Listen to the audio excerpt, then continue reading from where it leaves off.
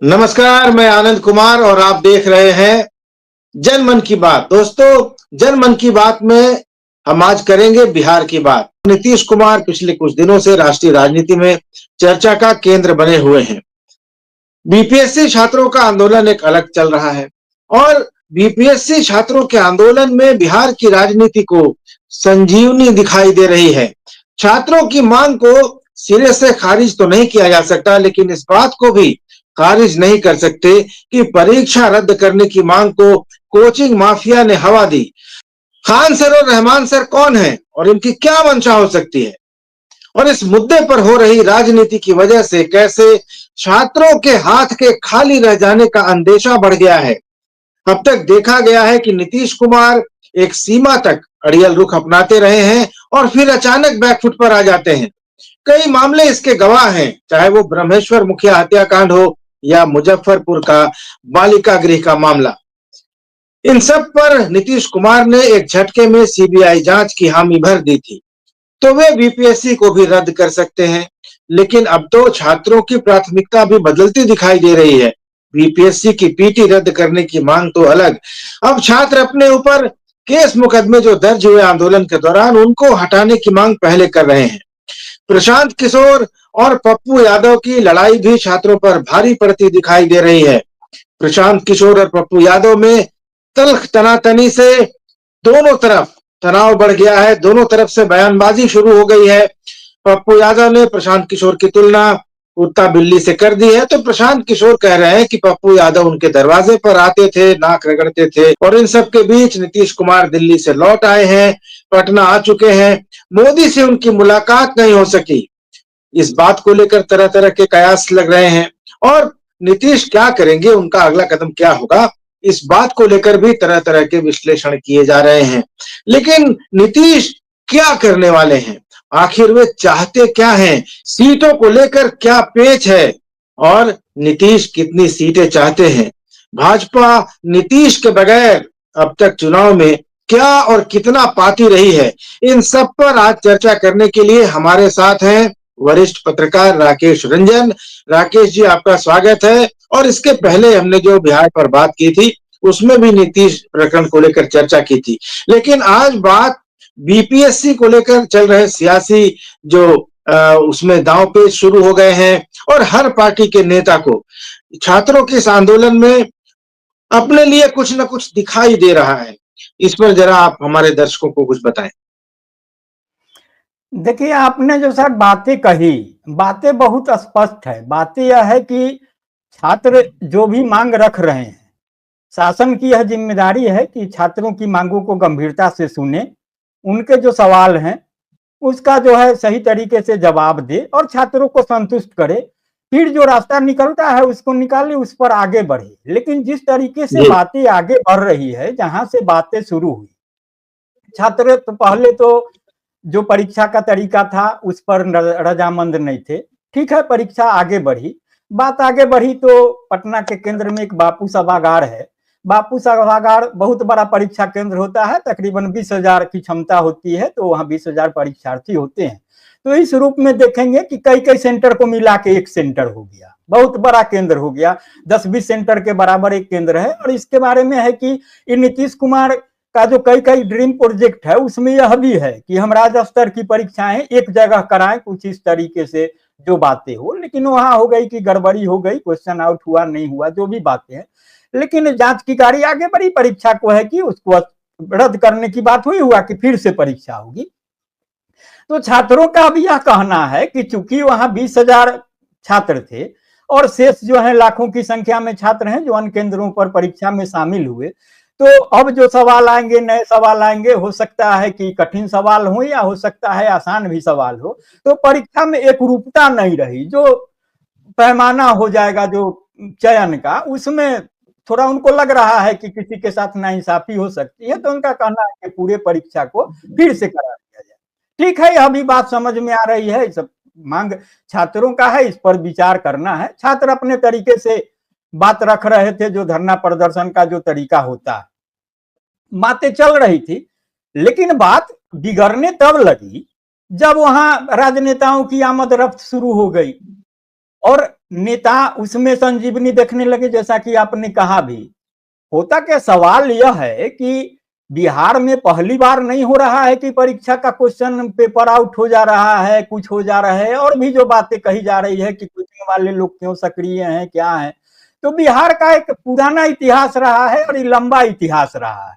यहाँ क्वेश्चन जी पेपर हो जाना, तो वो सिर्फ बीपीएससी नहीं है, कोई ऐसा परीक्षा नहीं है जिसका क्वेश्चन पेपर नहीं होता है, लीक होता है, सेटिंग की बातें आती है। अब तो मैट्रिक के परीक्षा में कदाचार का मामला देखा होगा कि इंटरनेशनल मीडिया में सुर्खियां बनी थी कि किस तरीके से खिड़की पर चढ़ की और क्या कैसे हो रहा था, जो जी जी।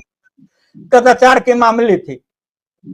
तो सवाल के मूल सवाल यह है कि राजनीति जैसे ही आती है तो असल मुद्दे कैसे भटकते हैं। राजनीति अगर सचमुच में छात्रों का हित चाहती है तो जो इन सवालों से जुड़े सवाल हैं, उन सवालों के समाधान के लिए राजनीति ने सामान्य दिनों में क्या किया।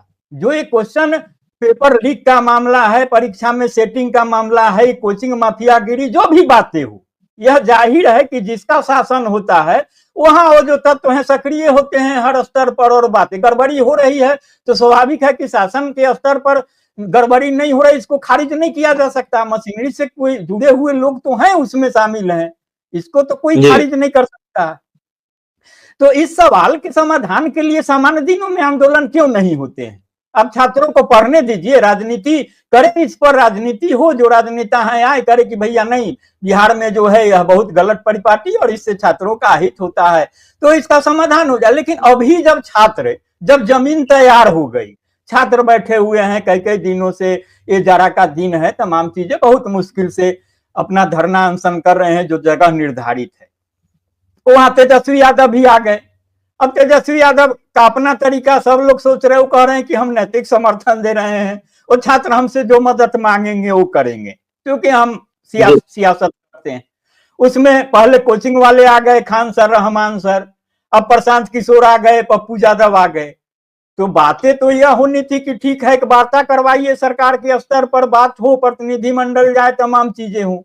अब प्रशांत किशोर को दिखने लगी बड़ी बात। प्रशांत किशोर अब तक तो कहते रहे हैं कि आंदोलन को वो मानते ही नहीं है, वो तो तमाम रणनीति पर काम करते हैं और उसका जो फलाफल राजनीति में निकलता है।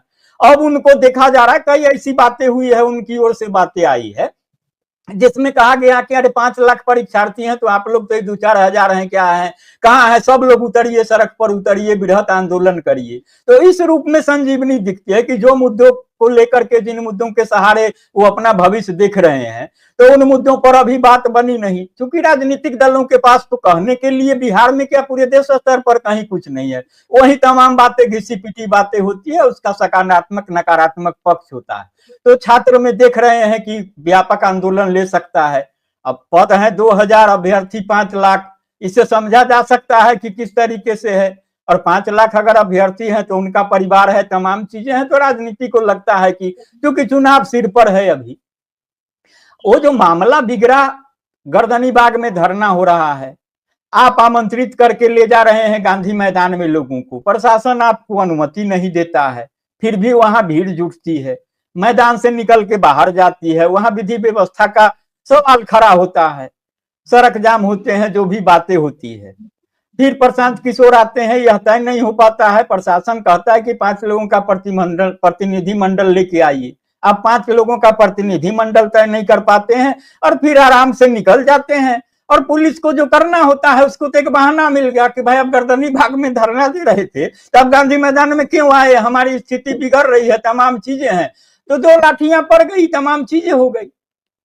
वो जो असहज बातें फिर कल होकर के जो बातें हुई, वो धरना स्थल पर गए और वहां जो हमने कम्बल दिया, क्या दिया, चुप रहो, नहीं दिया, और छात्रों ने कि भाई आपने हमको पिटवा दिया, तमाम बातें हैं।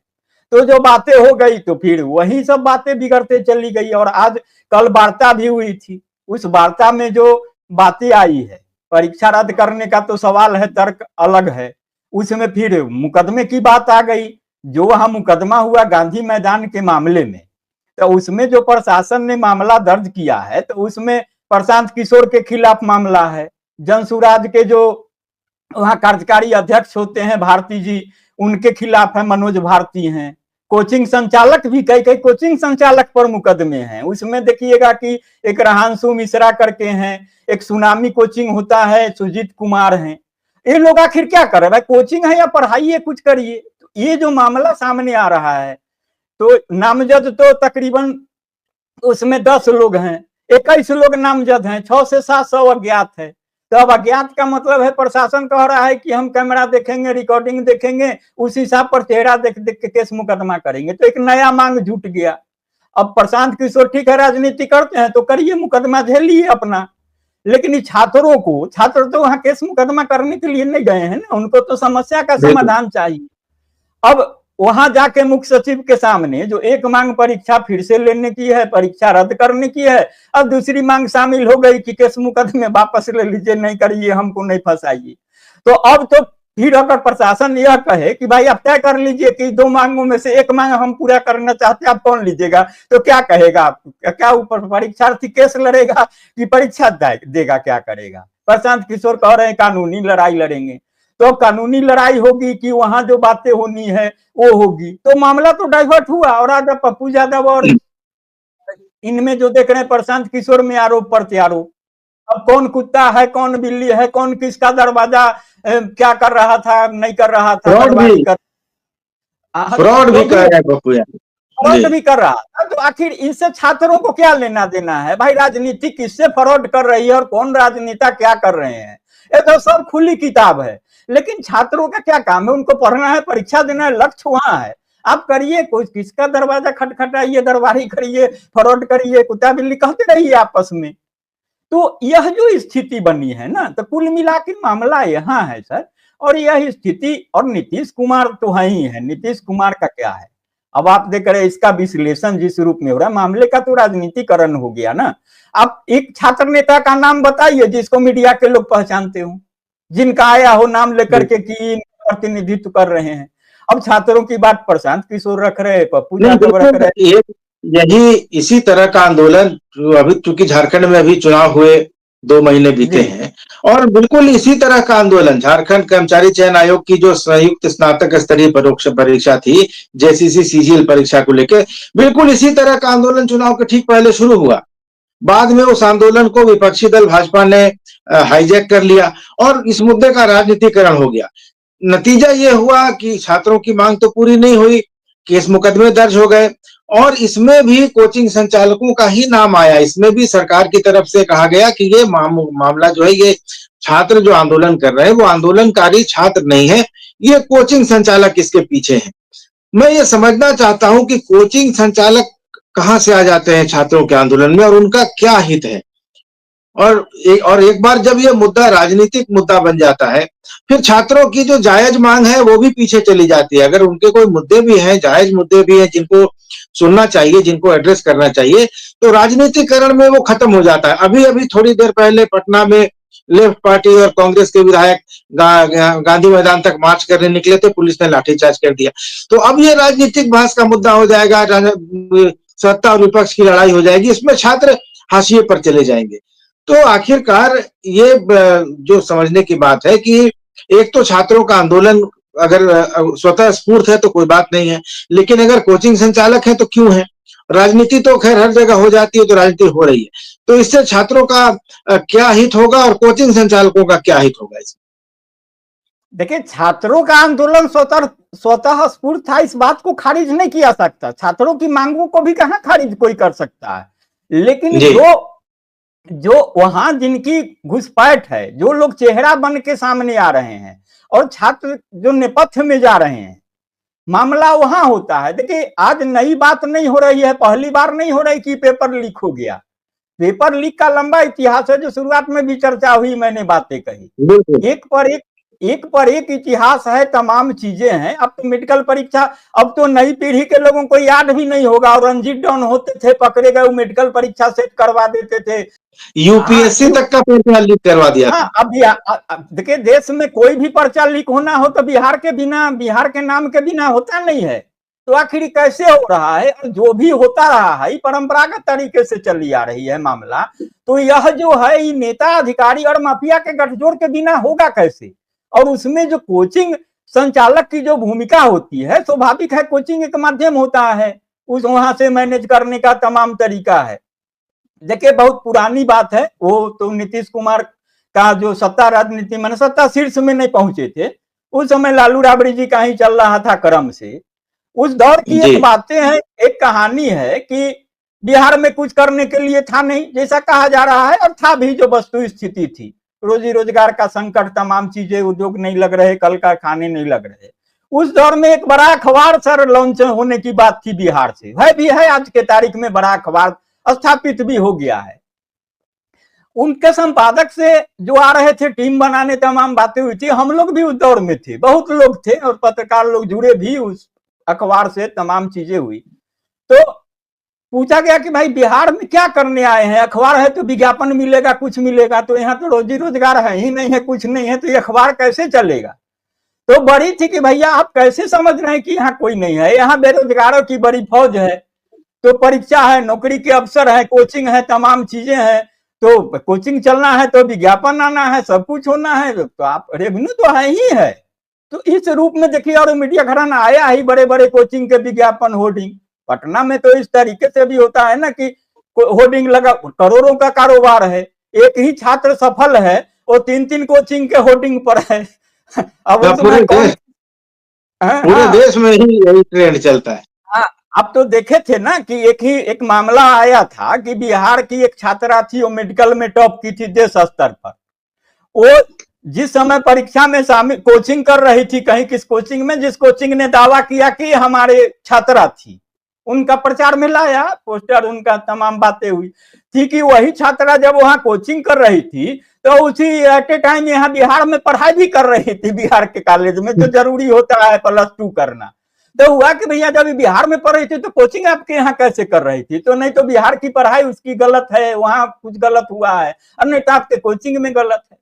तो इस तरीके से जो बातें आ रही है, इसमें भी सर बहुत बातें हैं, जो मैंने कहा ना कि नेता अधिकारी माफिया का गठजोड़ का जो मामला है, बातें कही जा रही है, ये बातें लुकी छिपी भले है, इसका कोई प्रमाण नहीं है, लेकिन कहा जा रहा है कि जो बापू सभागार था उसमें नीतीश कुमार के शासन के ही स्वाभाविक है नौकरशाह होंगे, अधिकारी होंगे, और कथित मिली भगत से ही वहां था, वो सेंटर सब कुछ वहां था, माने अंदरूनी तौर पर सब कुछ सामान्य था, लेकिन कहीं कुछ ऐसी बातें हो गई जिससे बातें बिगड़ गई, असहज माहौल हुआ, और फिर वो जो गड़बड़ियों की बात थी वो सामने आई, और सामने है कि परीक्षा को रद्द कर देना पड़ा। तो इसमें अब दिक्कत यह हो रही है कि जो जुड़े थे, जो गठजोड़ से जुड़े लोग हैं, उसमें बेशक कोचिंग के भी लोग हैं, तो उनके 20,000 की संख्या थी वहां, और वो बड़ी संख्या है, और जब परीक्षा फिर से हो जाएगी तो फिर वहां सेटिंग नहीं था, तो हो जाएगा मामला उनका जो भी है,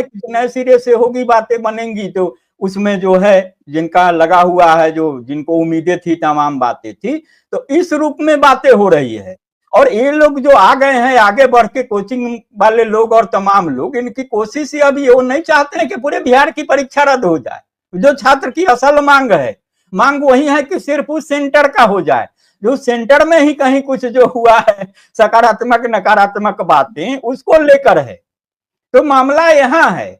और फिर तो यही कारण है कि कई बार खबरें में हमने देखा कि खान सर को वहां से छात्रों ने भगा दिया, या प्रशांत किशोर को भगा दिया, क्योंकि छात्रों को पता है कि ये मामला अगर उनकी तरफ जाएगा तो नुकसान छात्रों का ही होगा, उनकी मांग जो है वो दब जाएगी। प्रशांत किशोर की चर्चा बहुत लंबे समय से चल रही है बिहार की राजनीति में, उन्होंने पूरे बिहार का दौरा किया, लेकिन वो एक तरफा कार्यक्रम करते रहे। जब छात्रों का मसला आप देखिए, चाहे वो छात्रों को यह कहना हो कि हम कंबल दिए हैं तुम हमारी बात मानो, या फिर वो कहते हैं कि सबसे पहली लाठी मैं खाऊंगा, और जब लाठी चलती है तो सबसे पहले प्रशांत किशोर वहां से गायब हो जाते हैं। प्रशांत किशोर को बिहार की राजनीति का असली टेस्ट अभी पता चल रहा होगा, या बिहार की नहीं, राजनीति का ही असली टेस्ट पता चल रहा होगा कि राजनीति एक तरफा रणनीति बनाने का खेल नहीं है।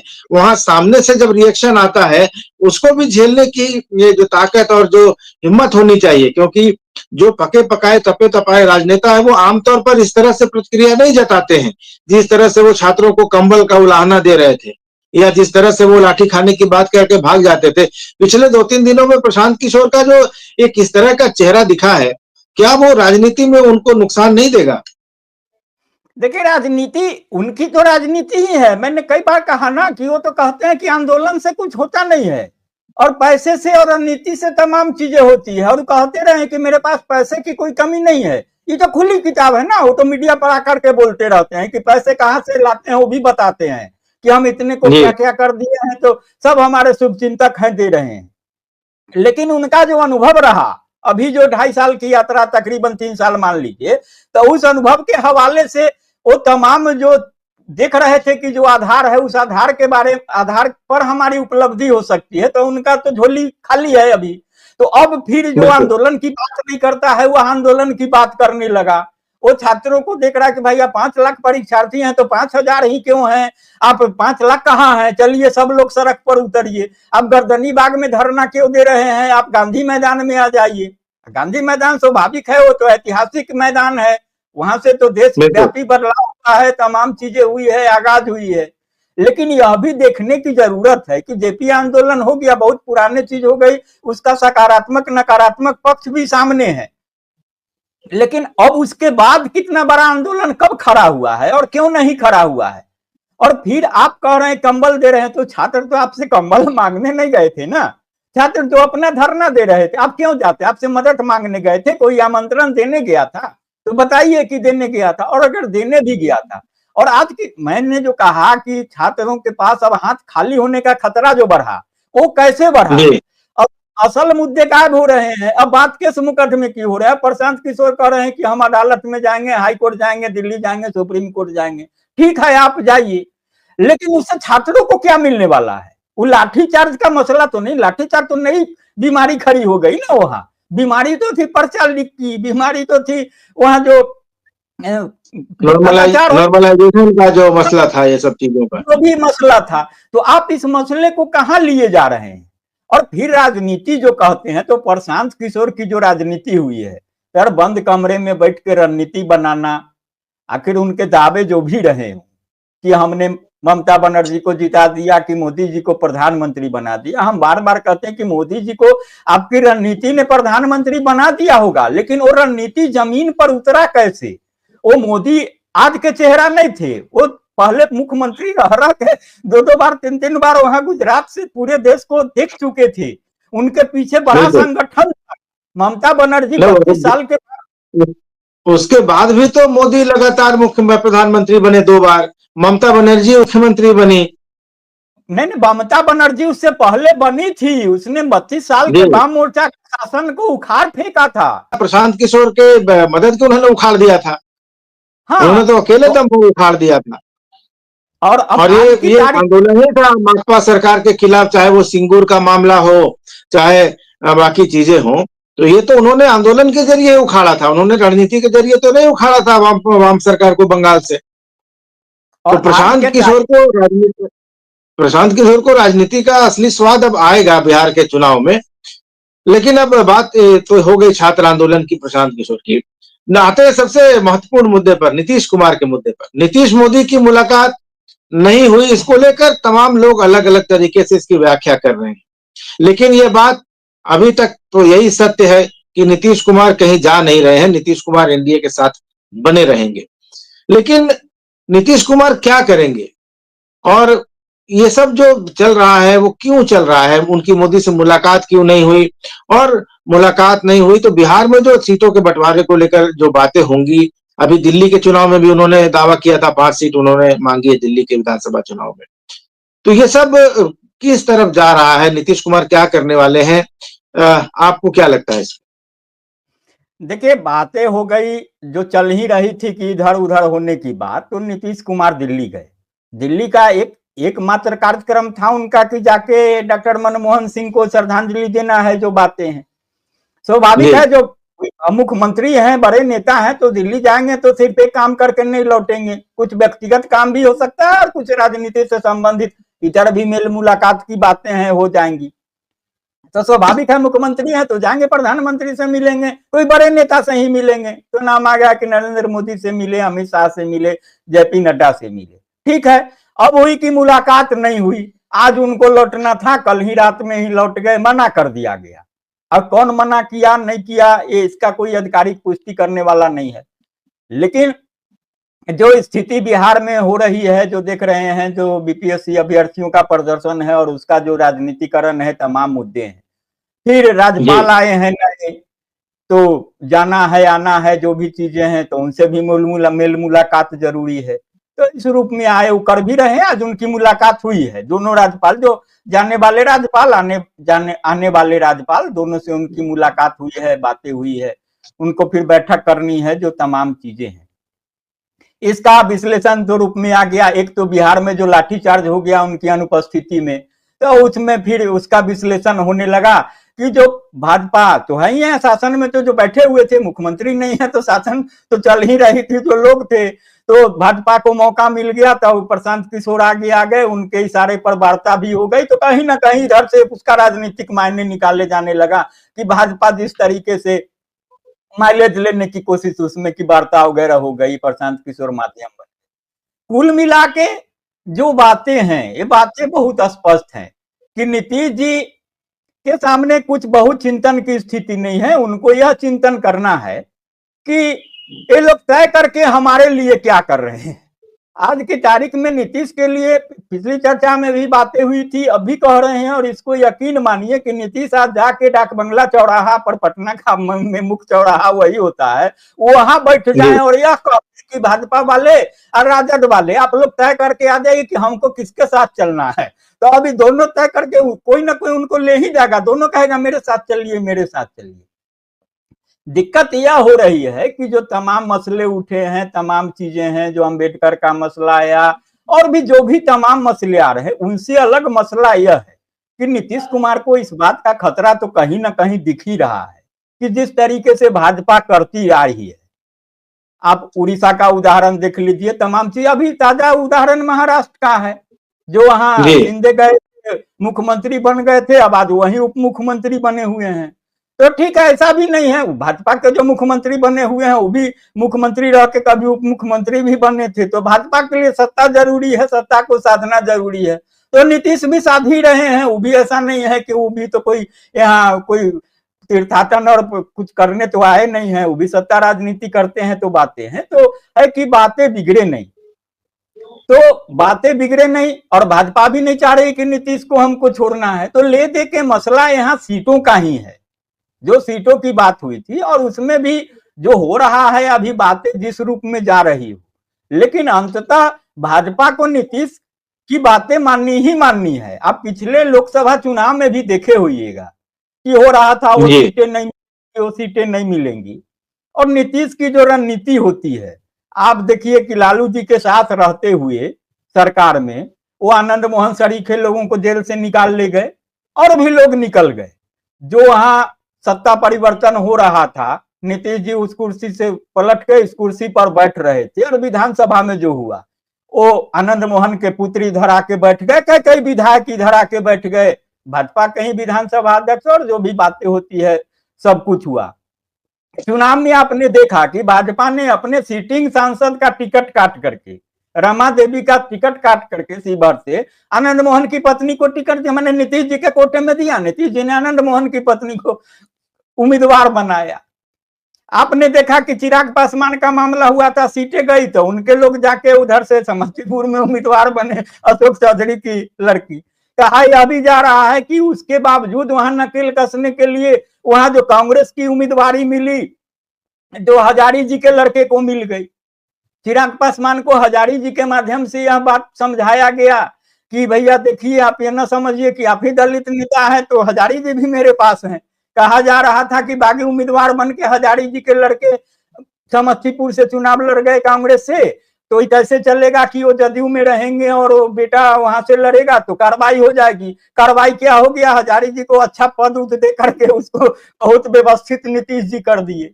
आज जीतन राम मांझी जिस तरीके से बोलेंगे, तो जीतन राम मांझी लाख आलोचना कर ले, यह नहीं भूल सकते कि नीतीश कुमार के कारण ही एक बार मुख्यमंत्री बने थे, भले भला बुरा जो भी कर ले। और पिछले लोकसभा चुनाव में भी अगर उनको उम्मीदवारी मिली है तो नीतीश जी ने अपना सीट छोड़ा है।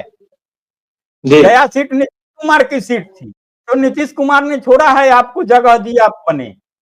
अभी भी जो बिहार की स्थिति है राजनीति की, तमाम जीतन राम मांझी की पार्टी को देख लीजिए, भले जो अकर ले तन जाए। चिराग की पार्टी को देख लीजिए, जो अकर ले तन जाए। कुशवाहा जी की पार्टी जो अकर ले तन जाए। जीतन राम मांझी की पार्टी को देख लीजिए, खुद सांसद मंत्री हैं, बेटा एमएलसी मंत्री, बहू एमएलए हो गई, समधिनी एमएलए हो गई, और कौन उनके पार्टी में है? एक जो प्रदेश अध्यक्ष बना के रखे हुए हैं जो भी हैं, अनिल कुमार हैं, उनके लिए एक सीट का जुगाड़ नहीं कर पाते हैं, जरूरत भी नहीं समझते हैं जो बातें हो जाए। चिराग पासवान की वही है। तो नीतीश कुमार को करना यह है कि नीतीश कुमार का बहुत फॉर्मूला साफ है, जो जानकार लोग हैं जो रखते हैं खबर, वह यह बता रहे हैं कि भाजपा यह चाह रही है कि खुद और सहयोगी दल माइनस नीतीश जो भी हैं, हम ज्यादा से ज्यादा सीट लें और चुनाव लड़ें, जीत के आए, कि स्थिति कुछ ऐसी बने कि उस समय हम नीतीश कुमार को कह सके कि भैया हो गई बहुत कुछ, अब जो बड़ी संख्या वाला है जो महाराष्ट्र में हुआ, हमारे लिए कुर्सी छोड़ दीजिए। लेकिन तो नीतीश कुमार इस बात को बखूबी समझ रहे हैं, तो बखूबी समझ रहे हैं तो उन्होंने भी अपना तोड़ निकाला है। तो दो फार्मूला है, नीतीश जी का फार्मूला है कि 243 सीट में, अच्छी सही जानकारी है सर, और करीबी लोग बता रहे हैं 243 सीटें हैं, आप हमको 120 सीट दीजिए मुकम्मल। वहां जदयू को चुनाव लड़ना है, भाजपा 90 सीट पर चुनाव लड़ ले, 210 सीटें हो गई, 210 सीटें हो गई, उधर जो बच गया फिर 33 सीटें, तो ये जो है चिराग पासवान को ज्यादा से ज्यादा उनको 20 सीट तक दे दीजिए, और जो बचा उसमें कुशवाहा जी को भी बहुत नहीं चाहिए, मांझी जी का अपना भी कुनबा है तो ही है, उन लोगों को दे दीजिए 5-6 सीट, अपना बातें बन जाए। इस तरीके से आइए, और भाजपा इस बात को मानने के लिए तैयार नहीं है। भाजपा यह चाह रही है, नीतीश कुमार 120 सीटें चाहते हैं कि उनको भाजपा दे चुनाव में लड़ने के लिए। जी 120 सीट हो गया, 90 इधर हो गया, इनको ले लीजिए तो 210 सीटें हो गई। 33 सीटों में चिराग पासवान को भी खुश करना है, पशुपति पारस को भी खुश करना है, कुशवाहा इसको उपेंद्र कुशवाहा को भी खुश करना है, जीतन राम मांझी को भी खुश करना है। उसमें बड़ा प्लेयर ये रहे, क्या नाम है, चिराग पासवान, चिराग। तो अब चिराग को ये जो फार्मूला है इसको खारिज करने की भी स्थिति इसलिए नहीं है कि अगर यह तर्क उठे कि भाई आप तो जीते हुए हैं, 47 सीटें जीते थे, अभी जो बढ़ के इधर उधर से आ गए हैं आपके पास, तो आपको कैसे किस आधार पर दे दें? तो भाई चिराग पासवान को किस आधार पर दे दीजिएगा? उनके पास तो एक विधायक भी नहीं है। अगर पैमाना फिर लोकसभा को मानिएगा तो लोकसभा का परिणाम क्या बताता है? लोकसभा का स्ट्राइक रेट भले वो कह ले कि हमारा 100% है चिराग पासवान का, तो 100% है तो आपको तो दे ही रहे हैं ना ज्यादा सीट, कुछ भी नहीं है, विधानसभा में 0 है, तो अभी आपको करे 20 तक ले लीजिए, आपका क्या है? तो इस तरीके से लोकसभा चुनाव में भी जो पिछला चुनाव हुआ था तो उसमें स्थिति जो बनी थी, तो 5 सीटें तो भाजपा की घटी थी ना, 17 सीट पर लड़ी थी, आप 12 सीटें जीते थे तो 5 सीट घट गया। जदयू जो है आपको 16 सीट पर लड़के 12 सीटें जीती थी, 4 घटा हुआ था। तो इस तरीके से वहां भी स्थिति बहुत बुरी नहीं हो रही थी। तो मामला लेदी के यहाँ है, और एक पेच यह हो रहा है कि भाजपा कह रही है कि ठीक है आप तो ले लीजिए, तो हम जो सीट ले लेते हैं तो हम अपना करते हैं, आप उधर चिराग उराग को भी ले जाइए उधर और उनको बांट लीजिए, जो बचा हुआ सीट है कैसे बांटिएगा, क्या करिएगा? अब नीतीश जी करें कि नहीं सब भी पचरा हमको नहीं चाहिए, आप जो है सब कुछ करिए उधर, हमको दीजिए, हम इधर संभलते हैं, और यह काम जल्दी करिए। भाजपा का तो होता है ना कि लटका झटका के रखो अपना इस तरीके से, और संदेश भी देते रहती है, भी रहेंगे, दूर भी रहेंगे, जाएंगे भी। अब विजय सिन्हा कह देंगे कि वाजपेयी जी का सपना पूरा करना है, हमको अपना मुख्यमंत्री बनाना है, तो उधर गिरिराज जी भारत रत्न दिवाने लगते हैं, कोई कुछ कह देता है, और इस तरीके से जो असहज करने की नीतीश को कोशिश है, ये तो मीडिया की सर पराकाष्ठा इस रूप में कहिए कि भाई आप किसी के तबीयत पर क्यों चले जाते हैं, कौन बीमार है, क्या कर रहा है, नहीं कर रहा, उसका व्यक्तिगत मसला है ना, वो स्वस्थ है, लाचार है, क्या है, नहीं है, और आप विश्लेषण करते रहते हैं कि आज में संजय झा उनके जो हैं विभीषण हो जाएंगे, तो ललन सिंह विभीषण हो जाएंगे। अरे जो ललन सिंह को नहीं जानता हो, जो संजय झा को नहीं जानता हो, उन लोगों को आप समझा दीजिए। संजय झा की बिहार के राजनीति में खुद अपनी क्या बिसात हो सकती है? आज की तारीख में जो भाजपा तरफ थे वो अरुण जेटली के तरफ थे उनके तो अरुण जेटली से खासम खास रिश्ते, तो अरुण जेटली से तो नीतीश कुमार के जो घनिष्ठ रिश्ते रहे हैं, और अरुण जेटली को जो सम्मान दिया है उन्होंने बिहार की धरती पर, जो स्मारक वगैरह बनाना, वाजपेयी जी मोदी जी से तो नए रिश्ते हैं, वाजपेयी जी से ही पुराने रिश्ते नीतीश कुमार के रहे हैं। और मोदी जी उस दौर के हैं जब नीतीश कुमार कुर्सी पर बैठे होते थे, मोदी जी खड़े रहते। ये तो खुली किताब है ना सर। हम उनके मैंने व्यक्तिगत किसी का इसको कम और ज्यादा नहीं आंक रहे हैं, लेकिन जो इतिहास बताता है, तो आज की तारीख में वही मोदी जी है जिन मोदी जी को उन्होंने खाने पर बुला करके मना कर दिया था। तो अब आज के तारीख में उसी मोदी जी के साथ हैं, तो मोदी जी की भी जरूरत है। तो राजनीति में जब एक दूसरे की जरूरत है और ले दे के अंततः सत्ता है, तो फिर नीतीश कुमार को आप कैसे भाजपा खारिज करेगी, नहीं करेगी? ये तमाम चीजें इस रूप में है। और यहाँ जो सीट का नई जो जानकारी है यही है जी। हाँ, तो चलिए, आपने एक तो बिल्कुल नई जानकारी दी कि नीतीश कुमार 120 सीटें मांग रहे हैं और भाजपा को कह रहे हैं कि आप 90 सीटों पर लड़िए और बाकी सीटों पर आप सहयोगी दलों को एडजस्ट कीजिए। तो अब देखना है कि इस नेगोशिएशन में आखिरी नेगोशिएशन क्या होगा, क्योंकि अभी समय है और ऐसी बहुत सारी नेगोशिएशन चलेंगी, बहुत सारे समझौते भी होंगे। और बीपीएससी छात्रों का जहां तक मामला है, तो ये ऐसा राजनीति के अंधे कुएं में न चला जाए और छात्रों की जो जायज मांगे हैं उन पर भी विचार न हो, ऐसा खतरा है। क्योंकि झारखंड में हम लोगों ने ऐसा देखा, क्योंकि ये छात्र आंदोलन जो था वो धीरे धीरे चला गया राजनीति के हाथों में, और उसके बाद ये मामला डाइल्यूट हो गया। क्योंकि चुनाव के समय ये मान लिया जाता है कि जो विपक्षी दल है वो मुद्दे उठाता है, तो सत्ता तो यहाँ हेमंत सोरेन की सरकार के खिलाफ छात्र आंदोलन चल रहा था और हेमंत सोरेन पिछली बार से ज्यादा बड़ा बहुमत लेकर आ गए। बिहार में ये आंदोलन क्या रुख पकड़ेगा, ये भी एक देखने वाली बात होगी। इसमें एक बात बहुत स्पष्ट है सर कि छात्रों को सड़क पर नीतीश कुमार छोड़ने वाले नहीं है। यह भी बात यकीन मानिए। छात्रों की जो भटकाने की कोशिश ये लोग कर रहे हैं, छात्रों की हार भी नहीं होगी और नीतीश कुमार फिर छात्रों को ले जाएंगे अपने ही साथ, जो बिहार का इतिहास बताता है। इसलिए अभी जो इनको संभावना दिख रही हो, तमाम जो राजनीति हो रही है, और छात्र को भी इस बात का एहसास हो कि नहीं, जो सही तरीका है वही रखिए, राजनीति के साथ जाइएगा तो आपके साथ भी राजनीति हो जाएगी। इसीलिए नीतीश कुमार भी अभी थोड़ा परीक्षा ही ले रहे हैं एक तरीके से छात्रों को, ये अभी यकीन मानिए जी। चलिए, तो ये एक महत्वपूर्ण जानकारी है कि नीतीश कुमार छात्रों को भी अकेला नहीं छोड़ेंगे। नीतीश कुमार खुद भी छात्र आंदोलन से ही निकल कर आए हैं और उनको पता है कि छात्रों की जायज मांगे क्या है और राजनीतिक मुद्दे क्या है। तो इस चर्चा में शामिल होने के लिए और हमारे दर्शकों को बिहार से जुड़ी महत्वपूर्ण जानकारियां देने के लिए आपका बहुत बहुत धन्यवाद। और हम कोशिश करेंगे साथियों की राकेश जी से हम लोग समय समय पर चर्चा करें, और बिहार के और भी अगर कोई ऐसे विशेषज्ञ होंगे तो उनको भी हम लोग साथ में जोड़ने का प्रयास करेंगे। ये वीडियो अच्छा लगा हो तो इसको ज्यादा से ज्यादा लाइक और शेयर कीजिए और चैनल को सब्सक्राइब जरूर कर लीजिए। तो राकेश जी, आपको धन्यवाद करते हैं और इसके साथ साथ हमारे सभी दर्शकों को भी धन्यवाद। नमस्कार जी। जी नमस्कार।